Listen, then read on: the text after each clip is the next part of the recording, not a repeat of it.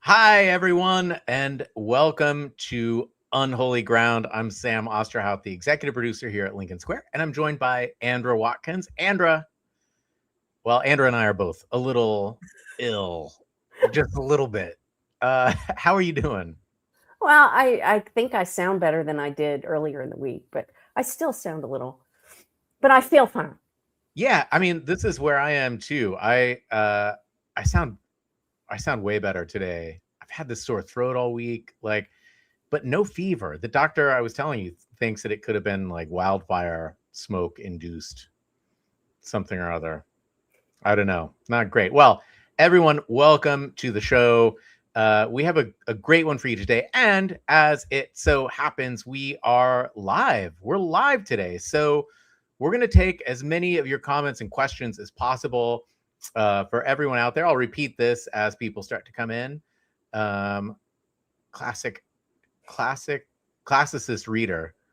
I thought it was classic trader, but no, it's classicist reader, which is way better. Yeah. Good day, and good day to you. I will be reading every super chat that comes in, and hopefully a ton of your questions and comments. And we really, really, really want to hear from you.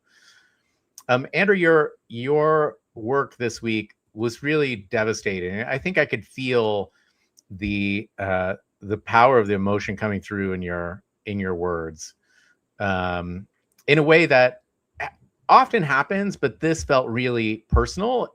Also in a way that I have identified, I can identify through the stories of other women who've been really important in my life.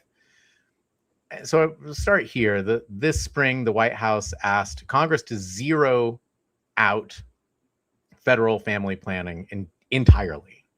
And that comes after freezing already almost $66 million and shuttering more than 30 clinics. 33 states still let a grown man marry a child.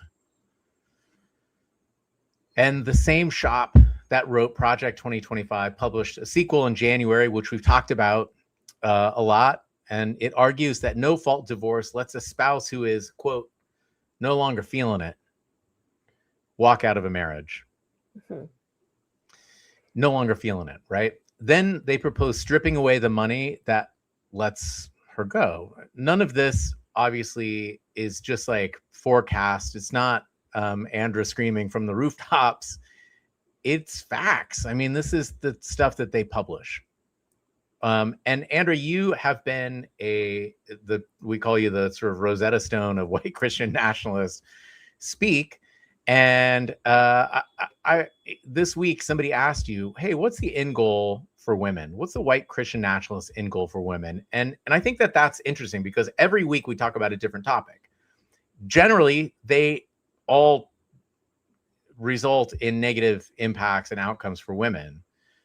But that's the through line. So I want to talk about that today. What is the white Christian nationalist end game for women? They've been very clear about this for a long time, Sam. And that's what's frustrating to me about so much of the coverage that we hear as people breathlessly talk about more rights that they're stripping away. And I wonder if they'll go after contraception. And I wonder if and I'm like, no, they've always said what they intended to do. And you just didn't believe them. And you didn't want to cover it. And so now here we are where, they've stated for a long time. One of the things that we talked about last week was this biblical medical ethics document that I found from the 80s, where they lay things out. And so one of the things in that document that they talk about is fetal personhood. Right. They were talking about it decades ago. Mm-hmm. That as soon as a zygote is formed, that is a human being. And anything that happens after that to prevent that from implanting or otherwise interfere with that process is an abortion. They've been saying that for decades. Right. So why anyone now is going, oh my, they outlaw the hormonal birth control pill. It's like they always meant to do that. So that's what's frustrating to me about talking about this week, because they've been saying this for a long time. The white Christian nationalist end goal for women is women are not educated. You know, maybe they get a high school education and then they're married immediately after that because they're very fertile then and they need to start having babies. You know, so they're not educated. But I think ultimately the end goal would be even more radical than that. Maybe they'd get an 8th grade or a 6th grade education, and it would largely be focused on home economics and how to take care of the home, not really so much any other kind of education. Right. You know, I believe that they will outlaw all divorce and make it impossible for a woman to leave a marriage. A man would be able to anytime he wanted.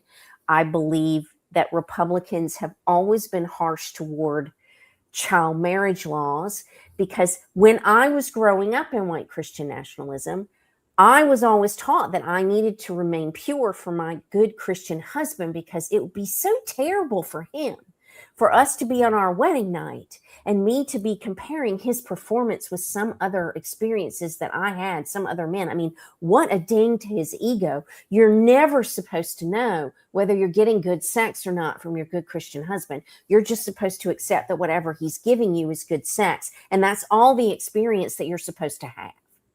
So the younger girls get married, the less likely they will be to be able to compare their good godly husbands to other men. It isn't very different from the Taliban. Somebody asked, you know, a lot of people call them the Christian Taliban or the Al-Qaeda and stuff like that. The Al-Qaeda, I've never heard that one. You've never heard Al-Qaeda? Oh my God, what? Andrew, it's like these shows, we go from like just the depths to Al-Qaeda, and then I'm like crying and then I'm laughing. I don't know about all of you in the audience, but jeez. So, you know, but there were several other things that I listed, but the end goal is that women will not have property. Women will be property. Women will not, you know, all the advances that women have fought for in the 20th century and the late 19th century would be eradicated. Women would lose the right to vote. Women would lose the right to own any property. She would be owned by a man from womb to tomb. That is the white Christian nationalist end goal for women. So having as many babies as God gives them, married, in the home, not outside the home. And I don't understand why people say they wouldn't ever do that, because they've been saying all this stuff for a long time. It's just people either don't care about women, and I'm convinced the United States of America hates women. Yep. We'll get to that here in a second. I want to kind of go back to this Afghanistan thing. It was a turn that I wasn't thinking about getting into exactly, but particularly with education, they found that when young girls are educated, life expectancy increases. Mm-hmm. That's partially because pregnancies decrease, right? They stop just kicking out kids, and their obviously quality of life increases. They have almost every outcome that you could imagine for quality of life, longevity, health, everything increases when they're allowed to get educated, which is why they don't want them to be educated. So, you know, in the, I want to talk a minute about the work. Like, let's go through each little pillar of the Endgame for white Christian nationalists. And by the way, if you're just joining, this is Unholy Ground. We're live. We're live today. Hey, everyone. If you're watching on Monday, we're not live. So sorry. But we are live today, and I'm reading through your comments as well. Jonathan says everyone in America hates women. Yes. I saw a good one. Oh, no more credit cards for women, says Sue. Right. Okay, so the work. Let's start with work, because they do want to get women out of the workplace, but the heritage never says women shouldn't work. Exactly. how do they frame it in a way that actually shows us that they don't want women to work? In Saving America by Saving the Family, which is their Project 2026, it's their vision for how the United States of America should be structured for the next 250 years. I believe on page 132, they talk about divorce and how education, women's education in particular, gave women too many options. You know, when I was in college and studied economics, there was this thing called opportunity costs. So you have options, and when you have more options, there are opportunity costs for picking one option over other options, right? So the more options you have, the more opportunity costs you potentially have from choosing one path over the other paths. So education opened up all these different opportunities for women. We could go to college. We could pursue medical degrees and law degrees and other advanced degrees. Which was an opportunity cost for them to just getting married at 18 and starting to have babies. We had job opportunities because of this education and this opening up of society. We had opportunities because since 1974, United States women have had legal rights to have checking accounts and credit in their own name, even though in some parts of the country that's still very scantily enforced. But I mean, in the South, it's really hit or miss. So it depends on where you go, but that is the law of the land. So women's opportunities have improved dramatically, but the Heritage Foundation, Saving America by Saving the Family, sees all of those things as costs toward choosing to stay home and get married and submit to your husband and have babies.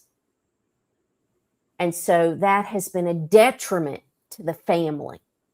Women having opportunities has been a detriment to the family and to family formation.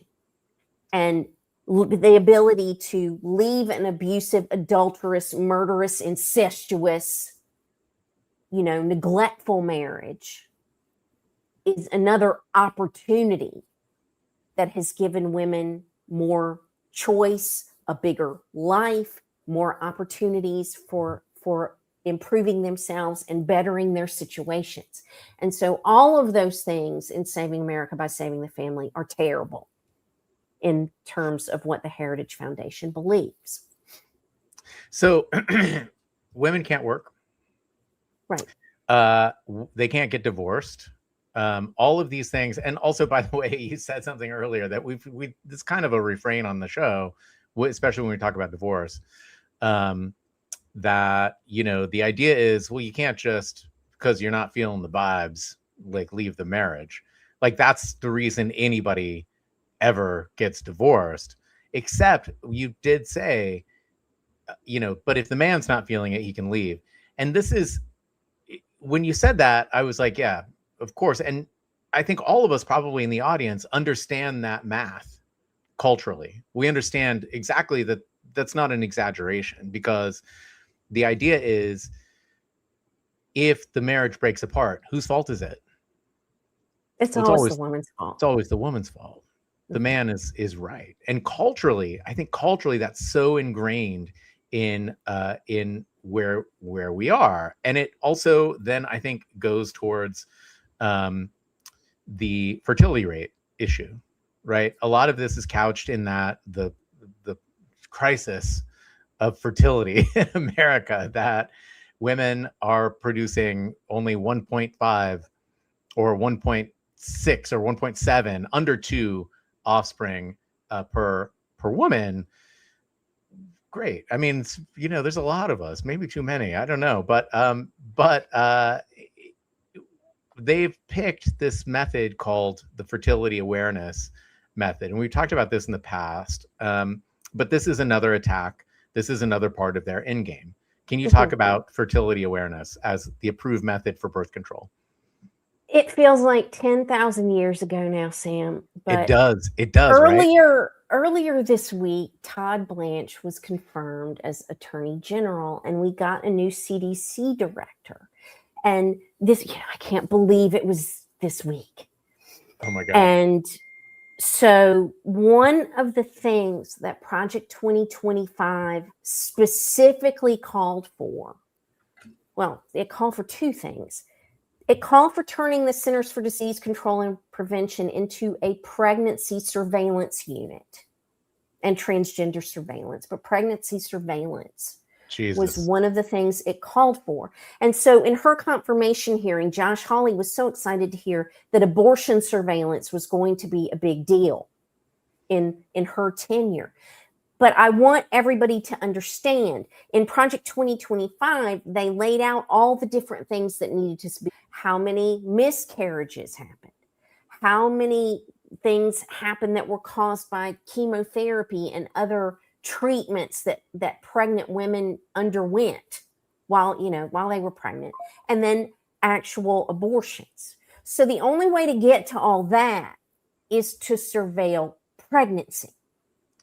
You have to surveil and know that every pregnancy gets to a live birth, because otherwise, and then you can find out what happened to the ones that didn't make it to a live birth. So they were really calling for surveilling pregnancy. And Republicans have, Katie Britt proposed, she was so proud of it. These women are such misogynists. She proposed a bill that was a backdoor pregnancy surveillance bill in Congress since Regime 2 started. So pregnancy surveillance was always a thing with these people, and fertility awareness-based methods were the only form of contraception, and I use quotation marks around that deliberately because those are the Catholic rhythm method, temperature method, and like mucus method. You have three methods. You have to track it on paper, and every time you have a change in your life where you have added stress, maybe you travel and your sleep cycles get off, you just have hormonal fluctuations because that's part of being a human being, that calendar has to reset. And you don't always know when that's going to happen. So you have a 10 to 14 day window where you can be pregnant on that thing, and you're supposed to refrain from sex. And that's always what the Catholic Church taught their people to do, which is one reason why historically their families were so big, because it doesn't work. It works to let you know when you might be ovulating or around that period, but it really doesn't work for suppressing pregnancy. But it also, and I think the earlier point I was making about it's always a woman's fault, it's also always a woman's responsibility. Right. And oral contraceptives and all of the everything is always on the woman. And so when you give a woman a choice, like oral contraceptions that are really effective, and then the women are like, oh, for sure, I'm totally going to take that. Yes, absolutely, I will choose to take that. They're like, perhaps we still want to give you a choice, but the method needs to be totally worthless, right? Like it's essentially that fertility method or whatever you want to call it is not actually a choice. Like that's the real thing, right? It's not really a choice. It is saying, no, we're going to pretend to give you a choice, but you're going to get pregnant, and that's it. That's what's happening. And no matter how much time you spend tracking all those things, yep, if your whole life revolves around that to the point that you become obsessive compulsive, you're still going to get pregnant more often than not. Unless, if that had been my only option, I would have been telling my husband, we're just not doing it that way. We're just never. It's just not going to happen. Here's another thing. Here's the other thing with white Christian nationalists, that the woman is meant to say yes whenever the man wants to do it, right? And so where is your fertility method there?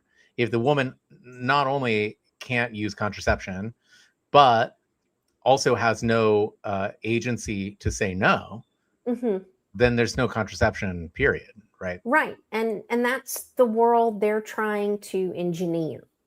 The woman doesn't have the right to reject her husband's advances in a marriage. It is her responsibility to service him whenever he wants it. Doug Wilson, Joel Wemon, all these Theo bros teach that. You know, I wouldn't have the right to look at my husband when he was ready to go and say, I'm not feeling it. A woman's always supposed to be feeling it. Yeah, God.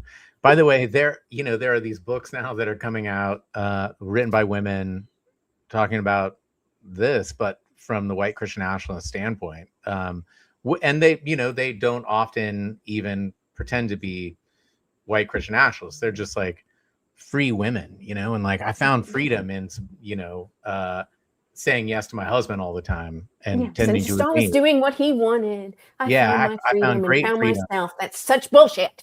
But anyway, such bullshit. Oh my God. Why would any man ever want? I don't know. It's just such a weird situation to me. So many men are weak man babies, but anyway. Weak man babies, the Al Qaeda. Yeah. I want to read a couple of chats, and guys, your chats are lit. There are so many chats, and if you do a super chat, I can read. It'll stand right out, and I can grab it. That's why I'm always like, super chats get read. We have from Sheila Wade 433. What are they going to do? Surveil when people couple up inside their own bedrooms? What happened to peeping Tom laws? Like, how are these laws actually enforced? Christian nationalists do not believe that we have a right to privacy. And when Clarence Thomas wrote in the wake of the Dobbs decision that we needed to revisit Obergefell and what gave us the right, that he didn't mention the Loving decision, obviously, but he did mention when we made it legal for contraception, married people to get contraception and whatever. We needed to revisit all of those things because Christian nationalists believe that sexual sin causes God's judgment. And we've talked about this here before. So they believe they have the right to come into your bedroom and tell you to stop watching porn and stop masturbating because you're committing sexual sin. You're forcing God to have sex with you in your body, the temple. Not kidding. That's some kinky shit, by the way. When you're doing things like that, you're subjecting God to that, and God doesn't like that. So Christian nationalists have a right to come into everybody's bedrooms and tell them how they can behave. They go to a chapter, I believe it's in Exodus. It's been a minute since I've looked at this, where God told the Israelites in a town, everybody in a town has to adhere to my laws, even people who aren't Israelites. And so if two people are committing adultery and you don't make them stop committing adultery, then I'm going to judge the whole town until you make them stop committing adultery and punish them. So that's where they get this from. We have a right to surveil you. And I mean, freakishly, there's a movie right now that I've called a great piece of fascist propaganda called One Night Only. Oh, yeah. And it stars Callum Turner and Monica Barbaro. And it's that world where they're implanted with a chip in their wrists, and they get one night a year to go out and have illicit sex. If they're not married, the chip tells the government if you're married or not, and it tracks whether you're having sex, whether you're being sexually stimulated. And you go to jail if it goes off and you're not married and you're having sexual stimulation. And this whole movie goes, and at the end, they basically decide that this is not bad. So, wow, this is a major Hollywood studio producing fascist propaganda. Yeah. So That's a picture of how this could work. If you're using period tracking apps, for instance, that's the kind of surveillance that this crowd could know when you're, ovulating, or theoretically when you're ovulated by when you're on your period, what your cycle is. All of the cameras, somebody said in the chat, that we have on all of our devices, and microphones in our homes, like Alexa and such, that could be listening to you anytime. All of the flock cameras and devices that they're putting on flock cameras, and microphones and gunshot detectors all over the place, and drones that we don't live far away from them being able to know when you're getting busy. And be able to know that maybe you shouldn't be doing that because you're not married. Right. And Sheila Wade also made this comment: God is watching from a distance becomes a literal threat. And here's the thing that we want to really, I think we go on this never enough, but we do talk about it a lot. God is watching, they say, but men are the direct conduit to God, right? Right. The men are God's representatives on earth. This is dominion, right? Dominionism and all of this. And how much have we seen already where these men are commandeering these cameras to watch gym videos? Look, and to stalk women and whatever. Yep. So almost every media app that comes out only finds success when men realize they can use it for porn, right? That's it. That's what happens. And so these stupid flock cameras, right. It's, even the CEO of Flock was like, yeah, we're a little upset at the police that, all of these men are tracking their wives and girlfriends and partners and, whoever. But these men aren't just tracking them. The ones who are getting caught are sending out tracking, searches like 500 times in like a week span. Yeah. This is what men do. And I think that's the backbone of white Christian nationalism, is a sort of frail and fragile weakness in men.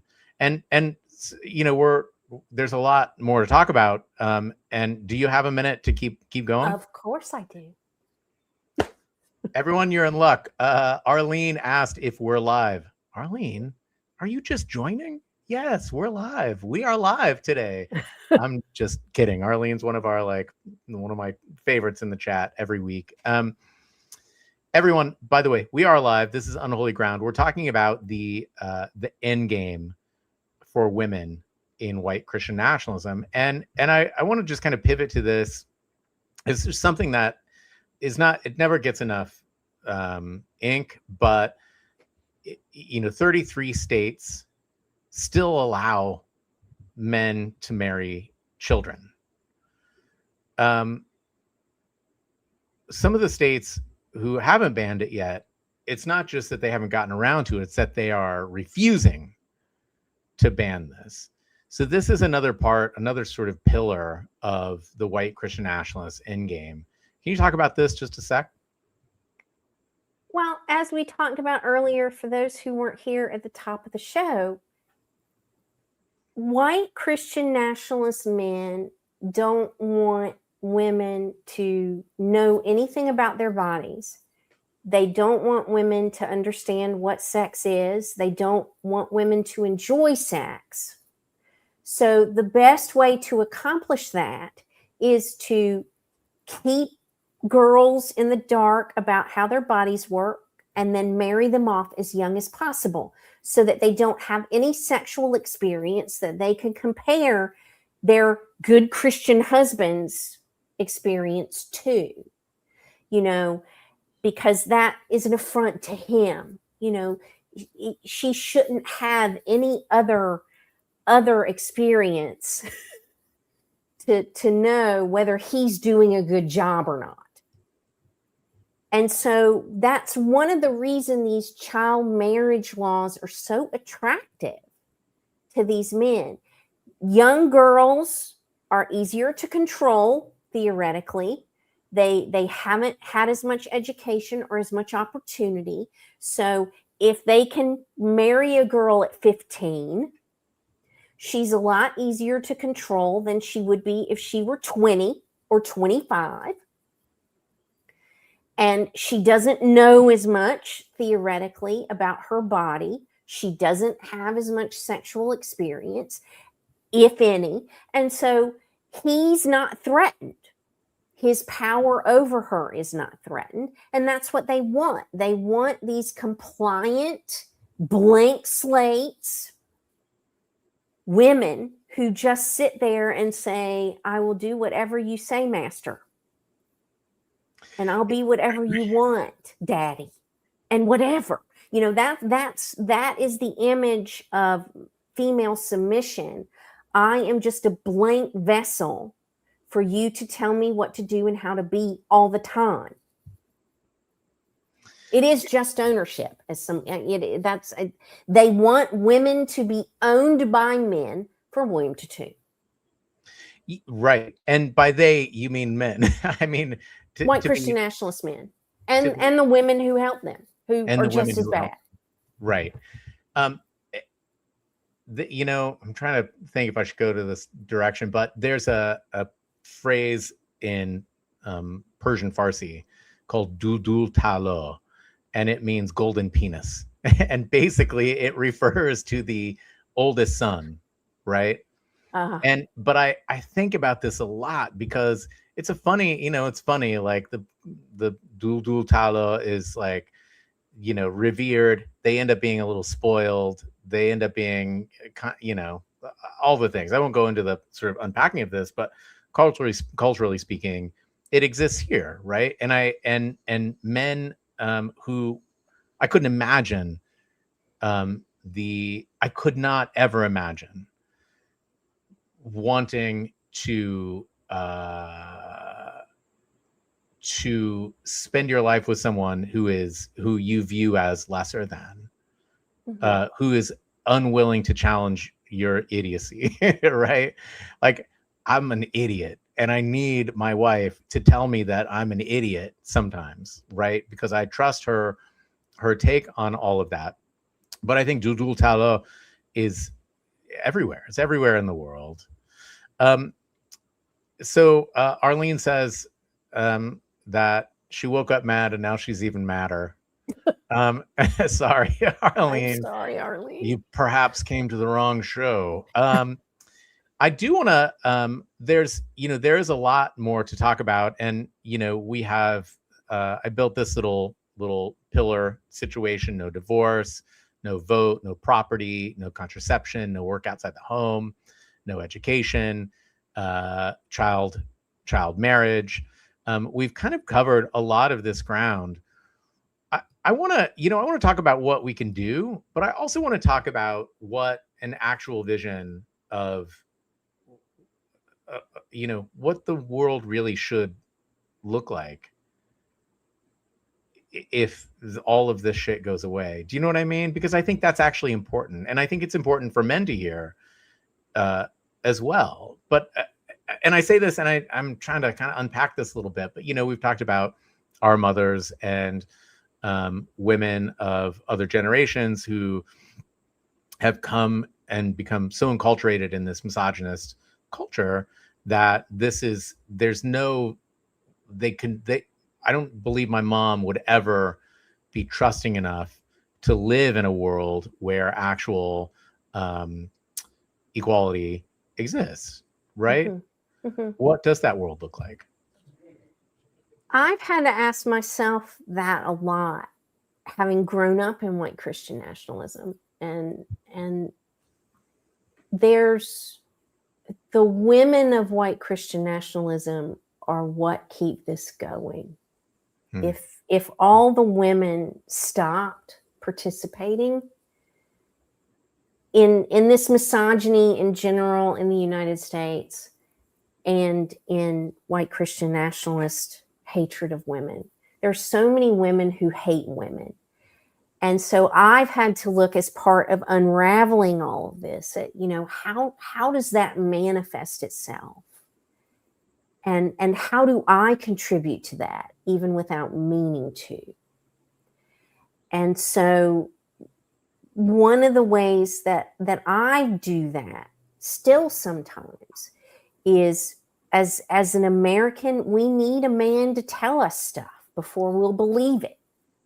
Yeah, I love your story about your female relative and accounting. Yeah. Can you tell that story? Oh, I don't want to say who it was, but one of my female relatives was asking me. For those who don't know, I practiced accounting when I was in my 20s and early 30s, and still have a CPA license, but I don't practice anymore. But, and I hadn't in a while, but she was asking me some tax question about her retirement accounts and required minimum distributions. And so I answered her question generally, but I said, you need to talk to your tax advisor and run this by him. I'm just giving you a sense of what to ask him. So that night at dinner, she asked my husband the exact same question that I'd already answered. And he's looking at me through it, because I'm just sitting there eating. I was like, I'm not jumping in on this. I've already answered this question. I can't believe she has to hear it from him for it to be true. So I just sat there and didn't eat. And then after, Michael was like, why didn't you? And I was like, because I've already answered the question. But she needed you to tell her in order for it to be true. And so, there's a lot of that kind of thing in our society that I don't think we realize we do. And so there's that. There's not believing women and calling them hysterical and overreacting and exaggerating when we try to say things are happening or could happen. And our instant reaction is to diminish what a woman is saying, and how many times women are right in the end. But then a white man comes along and says, I've been saying this for blah, blah, blah. And then it's like, oh, he's so smart. There's so much of that happens, and men do it and women do it.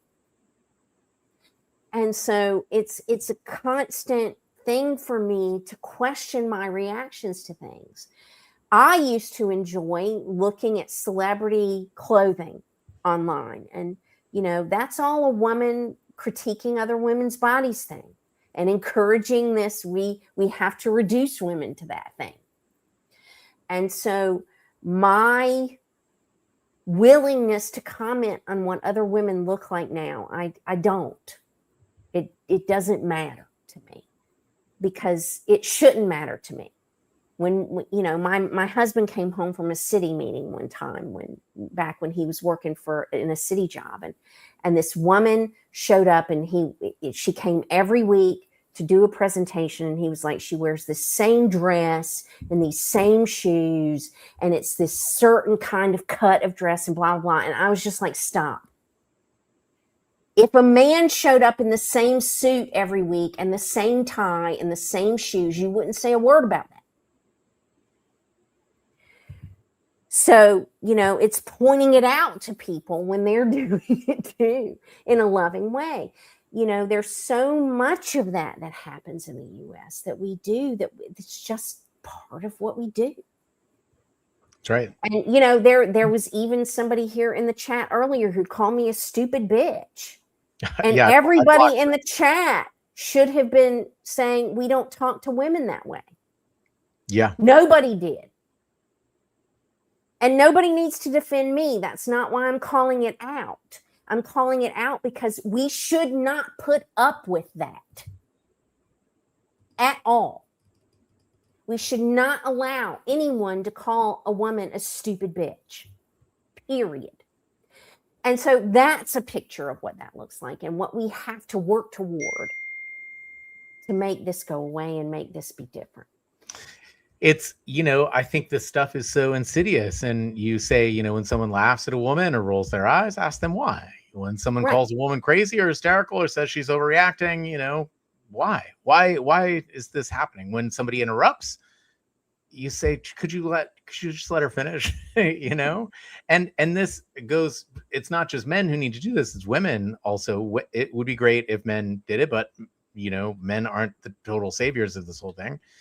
But their behavior does matter.